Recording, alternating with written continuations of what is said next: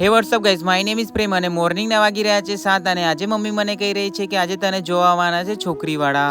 સવારમાં મમ્મીએ ઊંઘ બગાડી નાખી અને મમ્મી કહી રહી છે કે ખાસા બધા તને જોવા આવવાના છે છોકરીવાળા. અચાનક સવારમાં ફોન આવેલો કે અમે લોકો આવી રહ્યા છે અને ગાઈઝ મમ્મી કહી રહી છે કે તું ફટાફટ દહીંનું દળાવા જા, નહીતર આપણે મહેમાનોને શું ખવડાવીશું. અને સવારમાં સરસ મજાની ઊંઘ આવી રહી હતી ભાઈ, નેક્સ્ટ લેવલ. અને ગાઈઝ આજે આપણે કંપનીનો વીક ઓફ હતો તો ગાઈઝ આપણે મોડા લગીને ઊંઘીએ છીએ શાંતિથી. ખેર કોઈ નહીં, સવારમાં આપણી નીંજા બાઈક ઉઠાવી અને ગાઈઝ આપણે નીકળી ગયા ગાઈઝ દહીંનું લઈને દહીંનું દળાવા. 3 કિલોમીટરનો સફર તય કરી અને ગાઈઝ હું આવી ગયો તો ઘંટી. અને ગાઈઝ સવારમાં ઘંટી બંધ હતી, હું ગયો ત્યારે ઓપન કરી. ઘંટી વાળા દાદાને કીધું કે મારા ઘરે આવી રહ્યા છે મહેમાન, ફટાફટ દહીંનું દળી દો. અહીંયા આગળ ગાઈઝ દહીંનું દળાવી અને ગાઈઝ હું આવી ગયો તો ઘરે.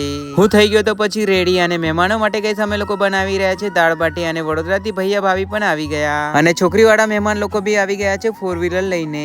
છોકરીવાળા ખેતર અને જમીન તો એવું જોઈ રહ્યા છે જેવું કે ગાઈઝ એમની છોકરી હલ્લાકડું લઈને ખેતરમાં હલ્લાકડું હાંકવાની છે. અચ્છા.